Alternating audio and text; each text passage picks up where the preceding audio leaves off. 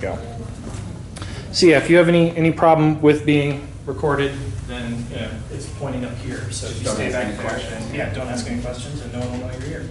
But yeah, so anyway, just to give you a quick introduction, this is the Sustainable Red Bank series. It's kind of a joint effort with the library and the Red Bank Green Team, which is a branch of the Environmental Commission. I'm Matt Hirschberger. I work here at the library, and I'm also on the Green Team. And just to give you a little spiel, if you live, work, or go to school in Red Bank, you are eligible for a library card. We do a lot of events like this. We have another really popular series called Let's Talk About Race, which goes into issues of race, class, and gender. The next one coming up is on July 31st. It's always the last Wednesday of the month. That one tends to always be pretty popular. We have yoga twice a month. We have belly dancing is a new one, which if anyone wants, that has actually been taking off. And we also have Zumba once a month. So we do some of that, and then we do some like educational things. And then, of course, if you have a card, you have access to our collection. We're part of the libraries of Middlesex County, which we're not in Middlesex, but we're part of them. So there are 31 other libraries you can get stuff from. The Green Team is kind of a part of the Environmental Commission, and the goal is to try and make stuff a little bit more sustainable and healthier here in Red Bank. We have a rain garden right out front of the library. That's one of our projects. If you've seen the giant sun on James Parker Boulevard, that is another one of our projects, just to try and get traffic to slow down through a dangerous intersection. So we're doing all sorts of different things, and that's kind of with the town. This series, this is only our third month. We did one on what is sustainability. We did one on what is sustainability for the first month. We did what is recycling for the last month. Both of those are up on our YouTube channel right now if you want to watch those. Both have been really interesting. Next month, actually, Phil is going to be doing that topic is climate change and what we can do about it. So that should be a really interesting one. That is, I'm not sure the date off the top of my head, but it's the third Tuesday in August that we're going to be doing. So yeah, this week when we sent out the survey to ask what people wanted to hear about, composting was pretty high on the list. So we talked to the Rutgers Master Gardeners, and they told us that we need to talk to Tom Matulewicz. So he generously offered his time to come in tonight and give us a demonstration. So without further ado, I'll hand it off to him. Okay, thank you, Matt. We're going to be talking about composting. First thing is, anybody have a real passion about anything at all? Composting. Oh, you took my thunder away. I have a passion for composting. I started with the Master Gardener program, and one of the talks was about composting, a training program. And I just got caught up in it, and I do probably about 20 talks a year just on composting to children, class, schools, groups like this, and large groups, small groups, and try to get people excited about composting. And it's like a magic trick. You put something in a bin and it disappears. It really does. It just completely disappears. And what happened to it? It turns into compost. So we start with something like, kitchen scraps. We add some brown material. It could be shredded leaves or straw, something like that. And the end result is a beautiful soil that we call compost. The process takes with me, about 5 weeks during this time of year. I can get it from the green material to compost finished in about 5 weeks.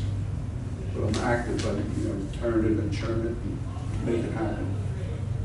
So with that, what else is really nice about it? You're going to talk about climate changes coming up and what you can do about climate change, and do you really see it happening? They say, well, you take a bike and you drive an electric car, but do you see it really happening before your eyes? No, it doesn't. You're trying your best to do it, and it doesn't happen. I'm going to show you, I'm going to give you, anybody like instant gratification? Instant gratification, that's the best thing, like instant gratification. You call up, you want service on something, you call up, you get somebody right away, 2 minutes, they have all your information, you will send somebody tomorrow at 9 o'clock. It's delayed gratification, 9 o'clock the next day, somebody's there, wow, that doesn't really happen, but there's yeah, but instant gratification. I'm going to show you how to get instant gratification every single time you have a banana peel, apple core. You take it, you go into your compost unit, You put that in there, it disappears, and you know you're making an impact.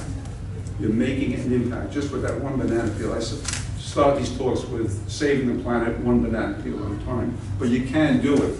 You see it happen. You actually see it happen. You see it disappear. You get your soil out of it. So composting, let's see if we can get everything to work here. We want to reduce waste, and what is the waste we're going to be reducing is the kitchen scraps, all that material that now is going out to, is anybody composting now? Oh, no, great. That's wonderful. Are you successful composters? I'm going to make you all successful. No, seriously, there's just a few tricks and to get it and make it happen quicker and better. Some people just put it in, just keep putting, and then they say, never disappears, it never gets tired. So we're going to make good compost for you folks. So we want to reduce the waste. The waste will be all the material going out to the landfill. And we're going to talk about the landfill too. I don't know what the recycle. Did he get into the landfill at all? A little bit, yeah. Yeah, okay, we'll get into that a little bit too. Okay, we want to reduce waste, and we want to create a resource. And what is the resource we're going to create is compost. Everybody recycles, right? How come that everybody composts? Why do we recycle? It takes too long with composting. You have to keep watering, turning, and it's work. It's hard work. But we all recycle though, right? And what do we recycle? Mandatory. Mandatory, yes. If it wasn't for that, I don't know if all of us would be recycling, but you have to do it. So before recycling, you had all that trash out the curb. Now you don't see that much out because all bottles and cans and things are going into some other location. So mandatory recycling makes a big difference. Now here's the landfill in Tin Falls. Anybody know, have you gone past that? You know where that is? Sometimes you can smell it. Right? There are people now, it's making the Asbury Park Press. The people are complaining because they started putting up all these condos along Shafto Road. And those people, I guess they didn't know what they were buying. What's the street from the landfill? And there's a smell coming out of it now. And so there's the controversy. They're suing the county. If they're successful, that means we'll be paying a little bit because the county is us, right? But that's what's going on now because there is odors coming out of there. We'll talk about that in a little bit. Here's some, actually the whole complex out there is 900 acres. It's a huge complex. 300 of those acres are being used for landfill. That's the trash that's coming from every municipality in Monmouth County. Every municipality in Monmouth County goes to this landfill in Tin Falls. It's in phase 3 now. So the first 2 phases have been completely filled. So we're on the last 100 acres. Now what's going to happen when we reach full capacity out there? Anybody have any ideas? Where's the trash going to go? No ideas? That's it. That's pretty good. That's probably the best. I don't know. Nobody knows. You know, nobody knows what they're going to do. And it's not that far off. We're probably about 20 years out before we reach that full capacity. So if we can start taking some of the compost out of what's going there, that'll stretch that period out a little bit longer. So that's what we're going to be talking about. And this is another shot of it. It looks like a pyramid. And I'll show you why it looks like a pyramid in a moment. And here's what happens. They call it the tipping floor, but the trucks come in from your neighborhood, my neighborhood, everybody's town. They drive into this huge, huge room, and they just drop the load of trash right on the floor. Woof. Then there's guys in there with bulldozers, and they push it and push it. Then they have these very large, big red trucks. And the guy takes the bulldozer, he puts it all into this big red truck. The big red truck goes to the top of the landfill. There's a hydraulic thing, it pushes all the trash out, and they start the whole operation again. Then there's guys up on the top of the hill with bulldozers pushing it, burying it, tightening it, trying to get it down, packing it tight, and then covering it with soil and whatever else, sand or whatever else they have. But some of the numbers are kind of interesting. Let me just go back to those numbers. That's how much is going in, 1,200 tons per day. per day going in, 400,000 tons per year. This thing is in operation almost year-round. They only have a few days off.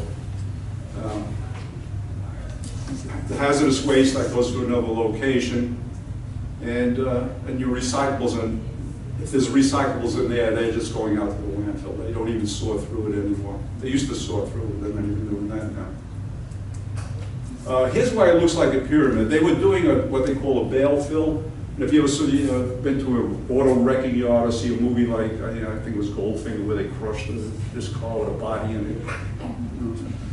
But yeah, so they take the trash, they were doing this, crushing it, making a bale about 8 foot by 8 foot by 8 foot, and stacking it, making it look like a pyramid.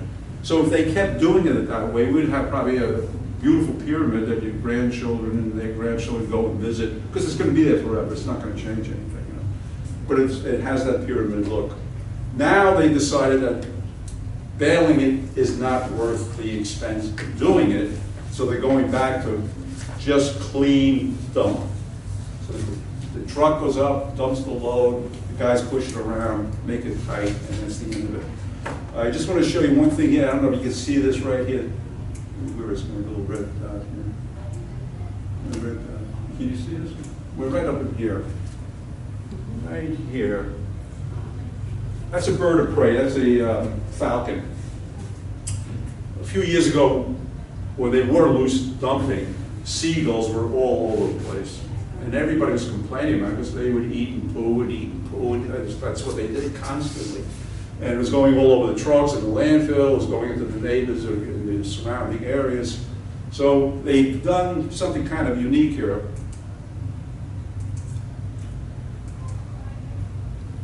They brought in falcons.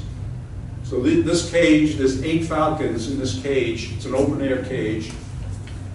8 falcons, everyone has a name. You got Lilac and Daisy and Mary, and everyone has a name. And what they do is they're trained. This is an outside company that the county has hired to keep the seagulls away from the landfill. So they don't eat the seagulls. They chase them. They chase them away. Kind of fun to watch. And some of the falcons just sort of fly around. They don't care, but the seagulls just, falcon, get away. And the other ones like to chase them. It's kind of unique. And here's the train, one of the trains. They have a number of different falconers on site. And there's a bird, and about every hour they send a bird out. They have a whistle, and the bird will come back, most of the time. Sometimes they want to go a distance away, and they have tracking devices in case they do lose a bird. They're able to track it. But most of the time, they will blow the whistle, and the falcon will come back, and then they'll send another falcon out. So they only keep them out for about an hour. And they don't want them eating the seagulls because the seagulls may have a disease, and that would hurt the falcon and sort of disrupt the whole operation. So the falcon is here on the property, paid for by the county to keep the seagulls away, and it's working. And they have a few hawks too on the site. But the falcons are the ones that are really doing the chasing there. Oh, I just want to show you this. We talked about the smell. That's methane gas that's coming out of the landfill. What they've been doing is you can capture that landfill, the methane gas. They put it through this generator, and they're burning it, creating electricity, and then selling the electricity back to Jersey Central Power and Light. So that's what they're doing. What they're trying to do is clean up the methane gas enough to make it into natural gas, which they'll sell to New Jersey Natural Gas and make more money than they do selling the electricity to Jersey Central Power and Light. So that's what they're trying to do, is get a cleaner gas coming out of that landfill. But it's kind of unique, and they're making money on that. So that's kind of interesting. Okay, a few years back, some college students went into a landfill, open landfill, after about 10 years, and they dug down into that landfill, and they came up with some items. Now the upper left, anybody have any idea what that could be? After 10 years in a landfill? Grass clippings, maybe? It is, grass. Very good. Who said that? Yeah, grass. After 10 years. And I'm going to tell you why. Upper right, something orange with carrots. After 10 years, you probably scrape that off and still eat that thing. And then the bottom left, we know what that is, right? It's newspaper. You can still read the newspaper. So why is that happening? Because it's so tightly packed in the landfill, it doesn't get the oxygen it needs, it doesn't get the water it needs, it doesn't break down. And that's what we're going to talk about, the 5 essentials of composting that's going to make you all successful composters. And the benefits of compost, we know what all the benefits are. It improves the soil health, it helps. If you have clay soil, it helps with clay soil. If you have sandy soil, it helps with sandy soil. It's like a magic ingredient. It works both ways. So, and we're going to make beautiful compost. Most of the time, when you dig down, you have very little topsoil on your property. And you know why? Because as soon as the first leaf hits the ground, what do? You get the blower and you blow that leaf all over the neighborhood. You know, that's what we do. So nothing goes back into the ground. Then you go out and you buy 10 bags of topsoil when you put that down. All those leaves are great topsoil.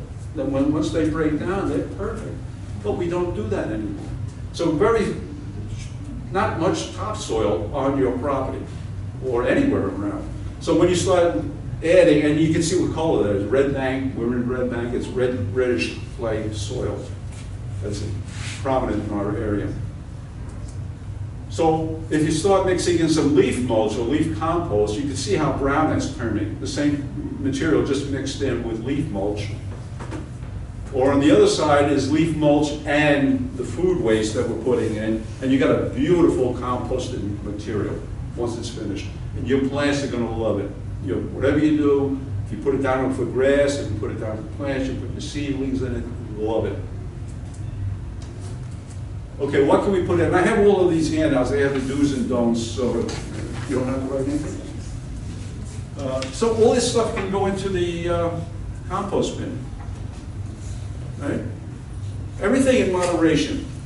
Moderation is the important. You see coffee grinds there, right?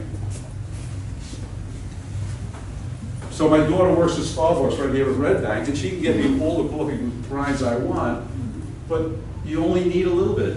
You only need a little bit of it. You need a little bit of that, you need some banana peel, you need some apples, you gotta blend, mix it all in, you're gonna get perfect. And so if you put too much of one thing in, it's not going to work for you. So everything in a balance.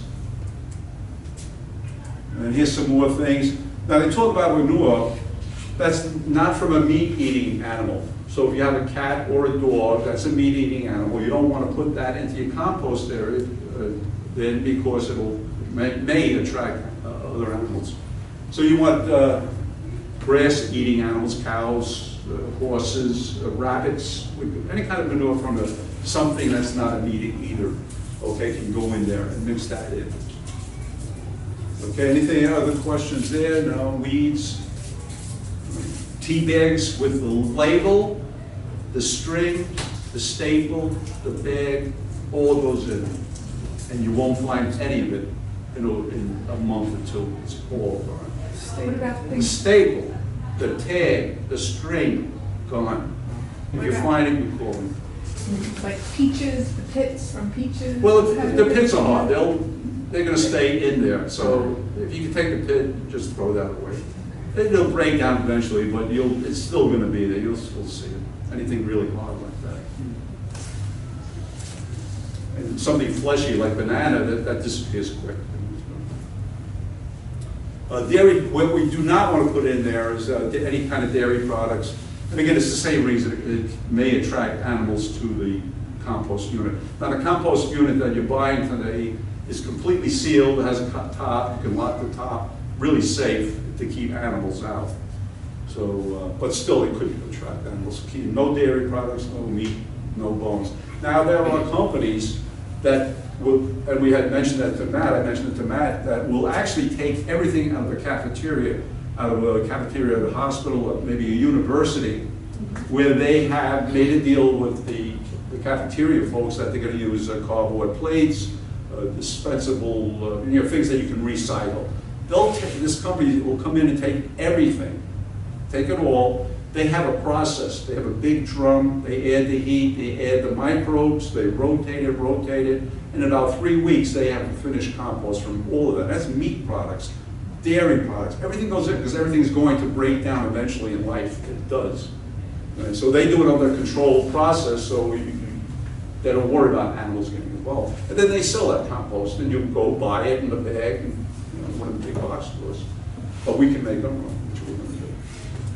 So everything decays. This is kind of cute. This is a 3-bin. You put rabbits for the rabbit lovers.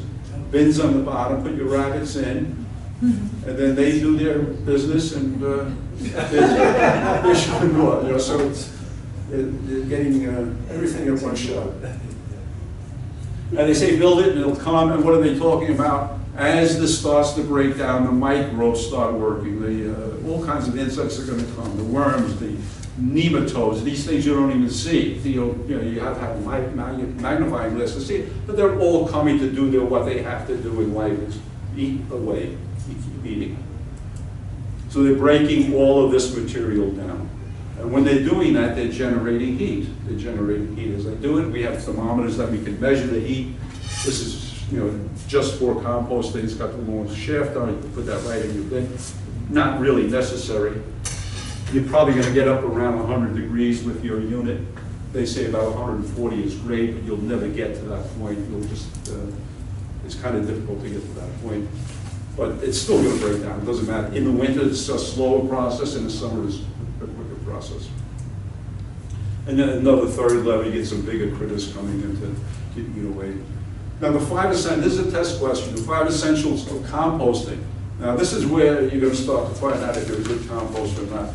You got the volume, right? Now, 3 foot by 3 foot by 3 foot is ideal size for home composting, all right?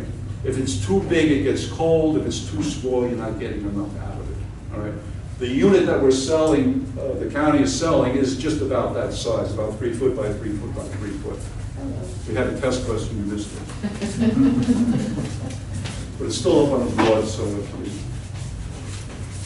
okay, so the volume is important, right? You keep everything together, and it's going to break down. Water is very important. Now, what I do at home, I think you mentioned water. You got to water. What I do at home, I have my pail, I have a stainless steel pail. I have a picture I'll show you a little bit, on my countertop, and I fill it with, not fill it, about halfway full with water. Water's empty, all right? I put my kitchen scraps in there, then when it reaches the top, I take it out to my compost unit and I put it all in. It flushes out very easily, it doesn't stick to the pot, which is a problem with some of you, right? Put the water in first, put your green material in, pour it all in. Now you're adding your water. Water is a must to break down. So your compost unit wants to be like a damp sponge, okay? Like a damp sponge. Carbons and the nitrogen. So we have plenty of kitchen material, right? We have all our green material. Usually the biggest problem is getting the brown material, the shredded leaves, the straw. That's a big problem for most people. What I do is I shred leaves in the springtime. I don't do anything in the fall. I let those leaves go wherever they want to go. And then in the spring, I clean all the beds and shred the leaves from that point. And then I have these big contractor bags, the black contractor bags. I put all my shredded leaves in there. And they're right next to my compost unit, so I take whatever comes out of my pail, goes in, and I get a couple of handfuls of shredded leaves, and I spread it right over the top. And I just keep doing that. Green material, brown material, green material. Then aeration, very important. The county is also selling this tool. I'm not sure what this costs on Amazon, but I know it's more than what the county is selling. They're selling this for $15.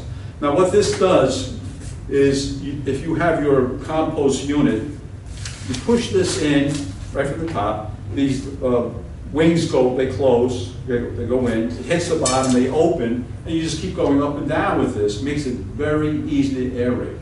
So every so often when you put your material in, you just put this aerator in there, and you're getting the air, you're getting the microbes moving again, okay?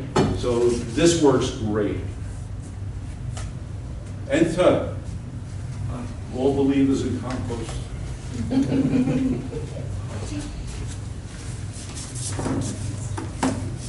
Okay, so aeration, the 5 essentials: volume, carbon, greens, nitrogen,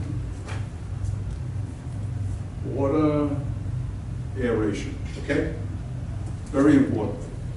Surface area, make everything as small as possible when you put it in, okay? So we have watermelons over here. I have a lot of watermelons at the house. I have my machete. I can whack it with the machete and break it up quickly, or just slice it up. Make it as small as possible, put it in. It's going to break down quicker than trying to put a big piece of something into the compost unit. So the smaller you make the pieces going into your pail on the kitchen counter, the quicker it's going to break down. Smaller, the better.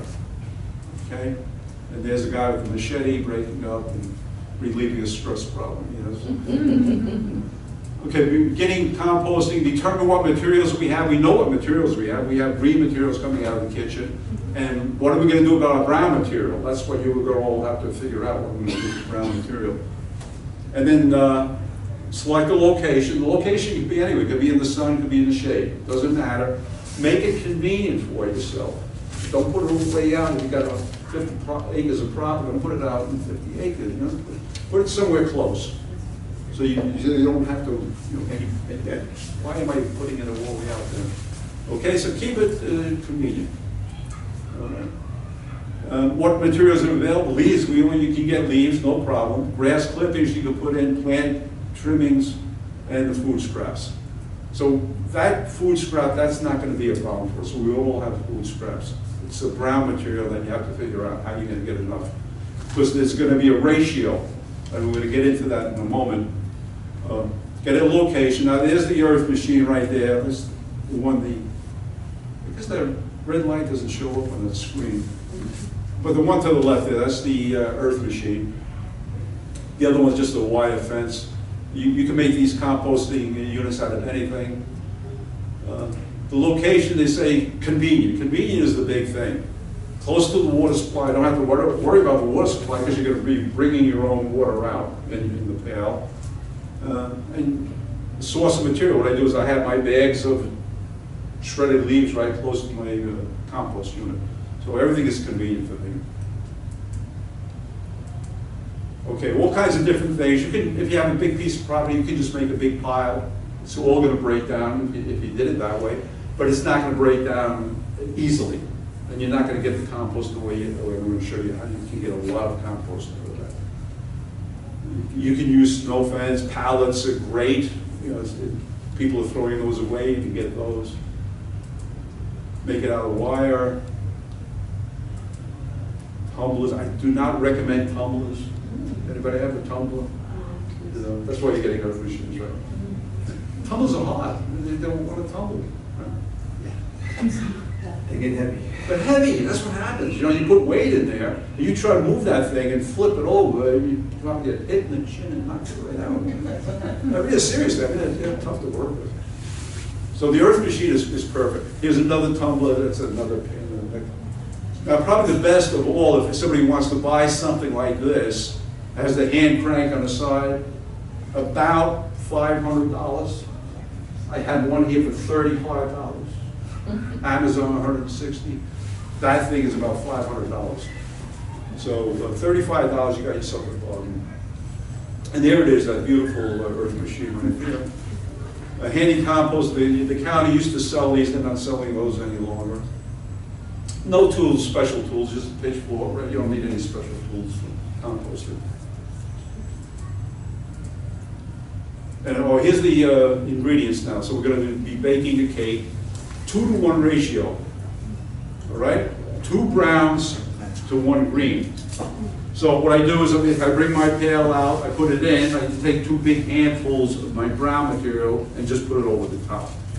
All right. And what we're saying here, if you have too much brown material, it's going to slow the process down. It's not going to work. And if you put too much green material in, you're going to get an odor. You're going to start to get an odor. If you're doing this correctly, you will have no odor coming out of that unit, okay? If you're doing it correctly. And now here we have the lasagna effect. So all you're doing is layering, so you put in your carbons, you put your green material on top, you put your carbon back on top, brown material. Always put the brown material on after you put the green material in. This way it'll keep down the fruit flies or anything that's there, okay? So always put the brown material on the top of the green material you bring out. And the finished compost is a thing of beauty. And you see it here. Okay, and what can you use it for? Potting plants, mulch, soil amendment. It's great soil amendment. It's not a fertilizer. Compost is not a fertilizer, but it's got every single thing plants love in it. And it's about a neutral on the pH scale. It's about a 7. Tests have been made. And you can start seedlings with it, and you can make compost tea. All you need is a bucket of water, get some sort of pantyhose or anything like this, kind of screening material, carrots, onions or something come in that. And you can put your compost in there, your fresh compost in the bag, get a bucket of water, put the bag in there like a tea bag, and let it soak for a day, 2 days, however long you want to do it. Take it out, and that water you can use for watering your plants. It's very rich in all the ingredients that were in the compost came out, now it's in the water.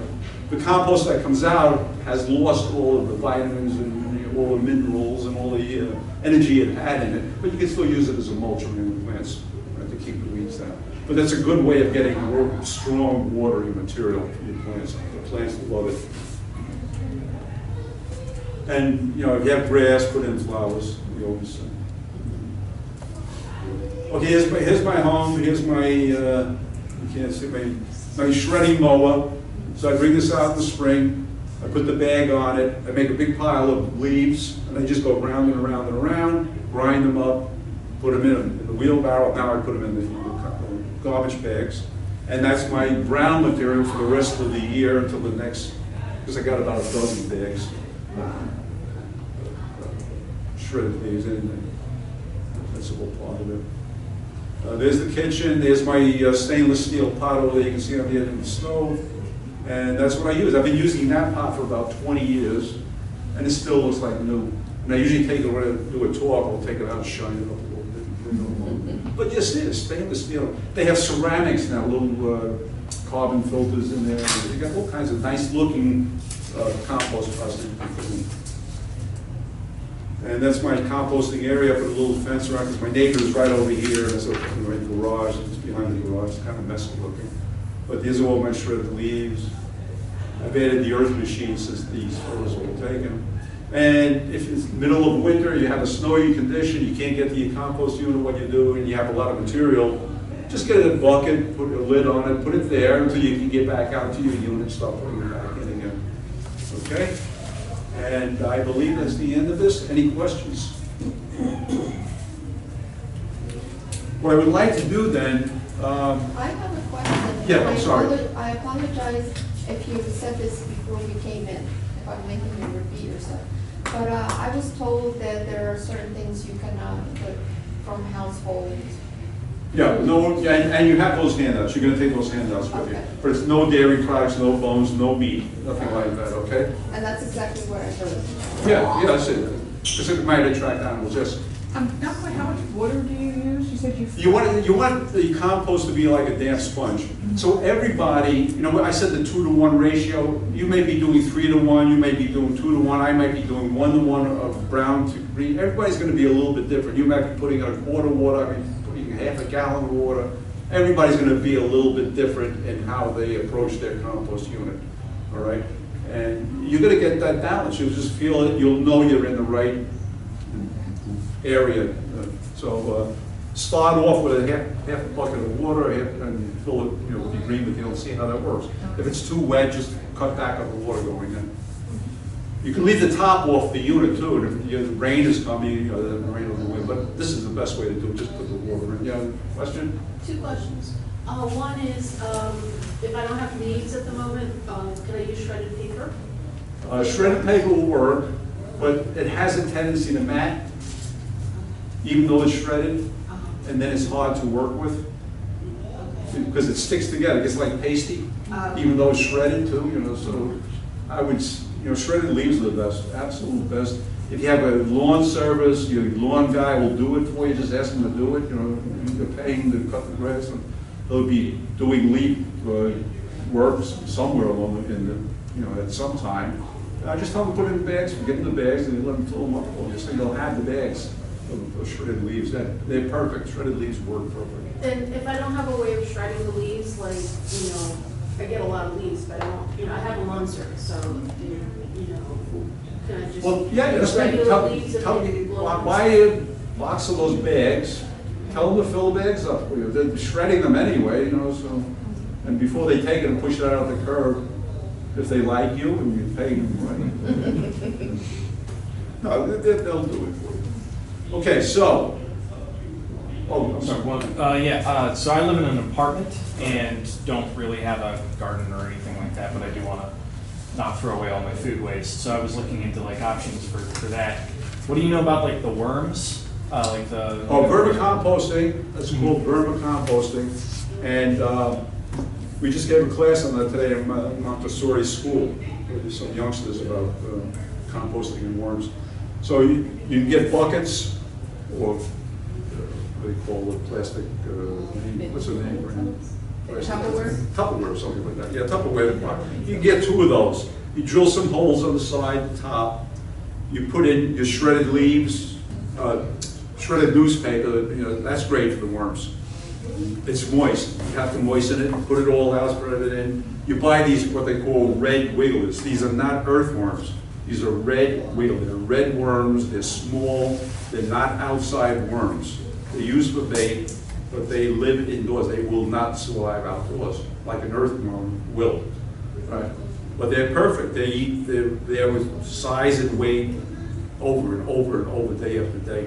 So you put your shredded leaves in, moist, shredded newspaper, moist, put in your scraps in there, and they keep working away and eating it. And eventually you're going to get a fluid that you can use for your plants, and you're going to get their casings, because they're taking it at one end and pushing it out the other end, and that's going to be your compost. So you can do that. And if you're doing it right, there's no smell. We've had people that have visited other people, and they start talking, and they look underneath the table, there's the worm bin, and they go, "Ooh, you didn't even know there was worms there." There's no smell, there's nothing. It really does work. So that's vermicomposting. If you look it up, Rutgers University has fact sheets on it, everything we've talked about, anything about plants, anything about gardening. So just go to Rutgers University /fact sheets, and then composting or vermicomposting, and you get all that good information. Now, for those, if we all want to watch outside, I have the units for the folks that have purchased, and I'll show you how to put these together in case anybody else wants to buy them in the future. I'll show you how to do it, and I'm going to give you a little hint about doing it. They come in pieces, so you got one big piece, and I'll show you that. You got another bigger piece, and they snap together. And they're pretty tight, but they have a tendency to come apart. So what I do is I purchase these things. They're called bending straps, right? There's 4 in a bag. It's nothing more than a piece of metal with screw holes in it, and the screws and everything are included in the bag. And you can get these at Home Depot. I got these at Lowe's. I like these the best. And you put these across the seam, and I'll show you how to do that. So you get 4, so you equidistant around the unit. 1, 2, 3, 4. Screw on the top, screw on the bottom, over the seam. Then you can do whatever you want with that compost. You can pick it up, you can push it. It's not going to come apart on you, all right? And these are galvanized. They're not quite galvanized, so I get paint and I just spray them black paint when I do these. So we'll do that. And any other questions? So if you want to march out to the parking lot, I have the units. I'll show you how they go together for anybody that's interested. I have all the handouts here.